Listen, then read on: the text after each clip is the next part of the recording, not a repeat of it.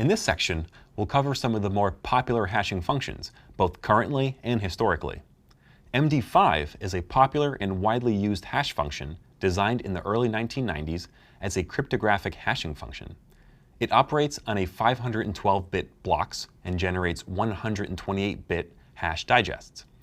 While MD5 was published in 1992, a design flaw was discovered in 1996, and cryptographers recommended using the SHA-1 hash, a more secure alternative. But this flaw was not deemed critical, so the hash function continued to see widespread use and adoption. In 2004, it was discovered that MD5 is susceptible to hash collisions, allowing for a bad actor to craft a malicious file that can generate the same MD5 digest as another, different, legitimate file. Bad actors are the worst, aren't they? Shortly after this flaw was discovered, security researchers were able to generate two different files that have matching MD5 hash digests.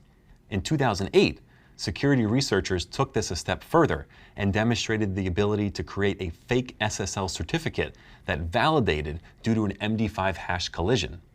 Due to these very serious vulnerabilities in the hash function, it was recommended to stop using MD5 for cryptographic applications by 2010. In 2012, this hash collision was used for nefarious purposes in the Flame malware, which used the forged Microsoft digital certificate to sign their malware, which resulted in the malware appearing to be from legitimate software that came from Microsoft. You can learn more about the Flame malware in the next reading. When design flaws were discovered in MD5, it was recommended to use SHA-1 as a replacement. SHA-1 is part of the Secure Hash Algorithm suite of functions, designed by the NSA and published in 1995. It operates a 512-bit blocks and generates 160-bit hash digest. SHA-1 is another widely used cryptographic hashing functions used in popular protocols like TLS-SSL, PGP-SSH, and IPsec. SHA-1 is also used in version control systems like Git, which uses hashes to identify revisions and ensure data integrity by detecting corruption or tampering. SHA-1 and SHA-2 were required for use in some U.S. government cases for protection of sensitive information, although the U.S. National Institute of Standards and Technology recommends stopping the use of SHA-1 and relying on SHA-2 in 2010. Many other organizations have also recommended replacing SHA-1 with SHA-2 or SHA-3, and major browser vendors have announced intentions to drop support for SSL certificates that use SHA-1 in 2017.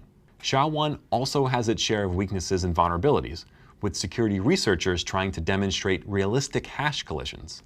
During the 2000s, a bunch of theoretical attacks were formulated and some partial collisions were demonstrated, but full collisions using these methods require significant computing power. One such attack was estimated to require $2.77 million in cloud computing CPU resources. Wowza!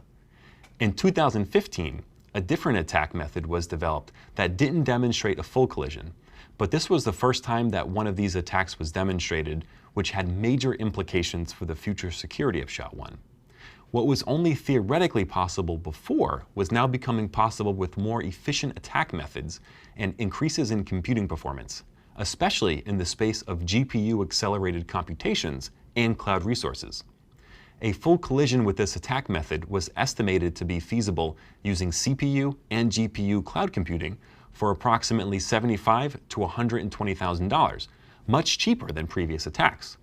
You can read more about these attacks and collisions in the next reading. In early 2017, the first full collision of SHA-1 was published.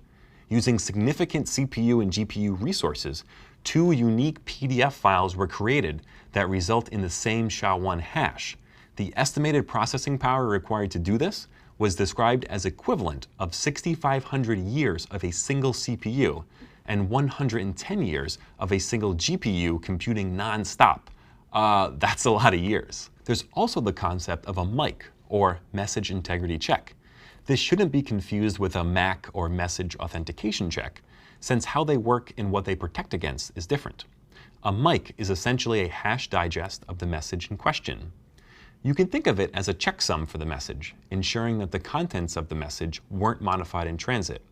But this is distinctly different from a MAC that we talked about earlier. It doesn't use secret keys, which means the message isn't authenticated.